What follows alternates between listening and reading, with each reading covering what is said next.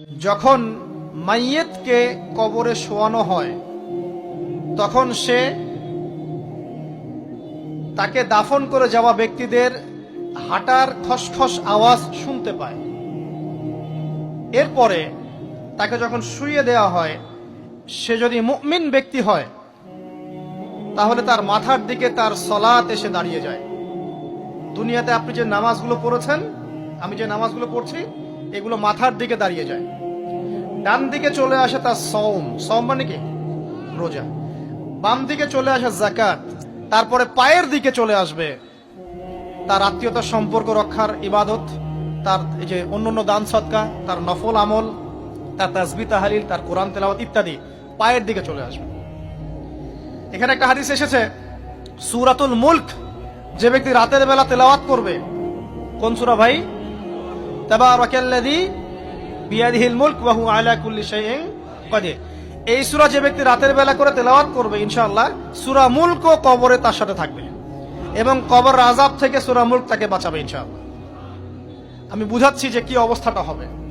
এবার দুজন ফেরেশতা মাথার দিক থেকে আসবেন, আসতে চাইবেন, সালাত বলবে এখান দিয়ে আসা যাবে না, এদিক দিয়ে আসা যাবে না। ডান দিক দিয়ে আসতে চাইবেন, এদিক দিয়ে আসা যাবে না। বাম দিক দিয়ে আসতে চাইবেন, যাকাত বলবে এদিক দিয়ে আসা যাবে না। পায়ের দিক দিয়ে আসতে চাইবেন, আমলগুলো বলবে এদিক দিয়ে আসা যাবে না। তখন যাই হোক, তারা আসবেন। এটা কথা কি? এটা কথাটা হচ্ছে যে সলাতের গুরুত্ব, মানে সে সলাত আদায় করেছে, সে আমার হক আদায় করেছে, আমি তার পক্ষে আছি, এটা পক্ষে বোঝাচ্ছে। রোজা বলবে আমি ওর পক্ষে আছি, তাকে আপনি কোনো শাস্তি দিবেন না, আমি তার পক্ষে আছি। আপনারা দুজন তাকে শাস্তি দিবেন না, আমি যাকাত তার পক্ষে আছি, এটা পক্ষে থাকার কথা। তারপরেও তারা আসবেন, চোখগুলো হবে নীল এবং কালো বর্ণ, নীলাপ চোখের কালো। মুনকার নাকি উঠে বসিয়ে দেওয়া হবে। এবার তিনটা প্রশ্ন। প্রথমে প্রশ্ন হচ্ছে কি, মান রব্বুক, তোমার রবকে? তখন মুমিন বান্দা বুক ফুলিয়ে বলবে রব্বি আল্লাহ, আমার রবকে আল্লাহ। পৃথিবীতে যে ব্যক্তি আল্লাহর সাথে শিরিক করে নাই, আল্লাহ তাওহীদের উপর থেকেছে এবং তার উপরে মৃত্যুবরণ করেছে, ইনশাআল্লাহ সে ব্যক্তি এর উত্তর নির্দ্বিধায় দিতে পারবে ইনশাআল্লাহ। আর দুনিয়াতে যে বা যারাই আল্লাহর সাথে শিরিক করবে, আল্লাহর সাথে শিরকের পাবে লিপ্ত হবে, ওই অবস্থায় মারা যাবে, তাওহীদের উপর থাকবে না, কোশ্চিন কালেও মান রব্বুক উত্তর দিতে পারবে না। তারপরে প্রশ্ন হয়ে যাবে মা দীনুক, তোমার দিন কি ছিল? মুমিন বান্দা উত্তর দিবে কি, দিন ইয়ান ইসলাম, আমার দিন ছিল ইসলাম। এখানে শুনে রাখেন, পৃথিবীতে যারা ইসলামকে পরিপূর্ণরূপে পালন করবে তারাই এই উত্তর দিতে পারবে ইনশাআল্লাহ।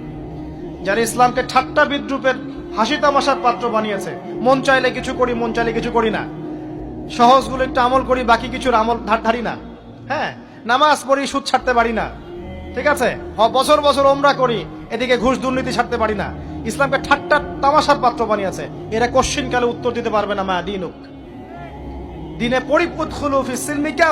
পরিপূর্ণরূপে ইসলামে প্রবেশ করতে বলেছেন আল্লাহ রাব্বুল আলামিন। যারা পরিপূর্ণরূপে ইসলামে প্রবেশ করবে এবং ইসলামের প্রতিটা মৌলিক বিধান মেনে চলবে, ইনশাআল্লাহ তারা এর উত্তর দিতে পারবে।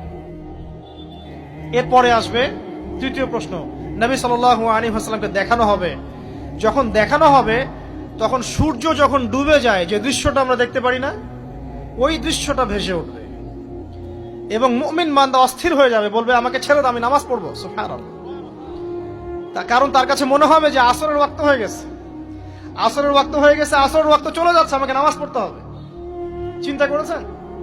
ওই যে একটা হাদিস আছে না, যে 7 শ্রেণীর মানুষকে আল্লাহ রাব্বুল আলামিন আরশের ছায়া দিবেন, তার মধ্যে এক শ্রেণীর মানুষকে যার অন্তর মসজিদের সাথে ঝুলে থাকে, তার মন মসজিদের সাথে ঝুলে ছিল, এই সূর্য ডুবে গেল বলে আমাকে ছেড়ে দাও, আমি নামাজ পড়তে যাব।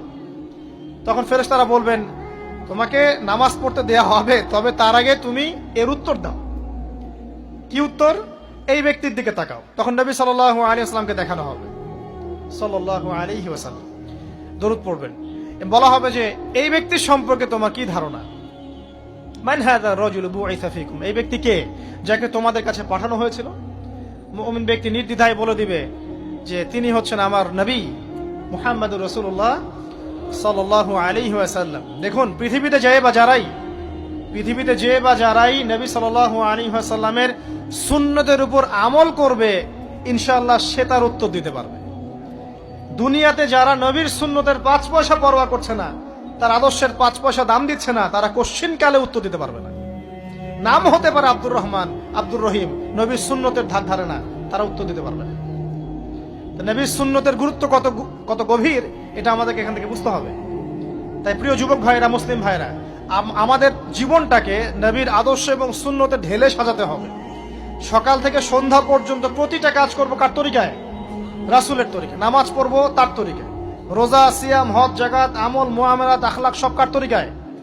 নবী সাল্লাল্লাহু আলাইহি ওয়াসাল্লামের তরিকা অনুযায়ী ইনশাআল্লাহ। আল্লাহ পাক তৌফিক এনায়েত করুন, আমিন।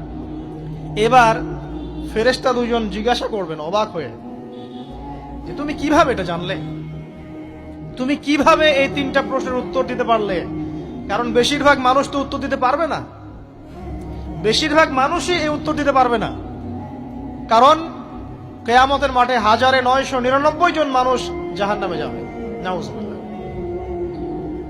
তো এটা কঠিন পরীক্ষা। আল্লাহ রাসূল সাল্লাল্লাহু আলাইহি ওয়াসাল্লাম বলেছেন যে নিশ্চয়ই তোমাদেরকে এখানে পরীক্ষায় ফেলা হবে, আর তোমরা যদি এই পরীক্ষা জেনে তোমাদের মৃতদেরকে দাফন করা থেকে বিরত না থাকতে, তাহলে আমি তোমাদেরকে শুনিয়ে দিতাম কবরে কেমন পরীক্ষা হয়।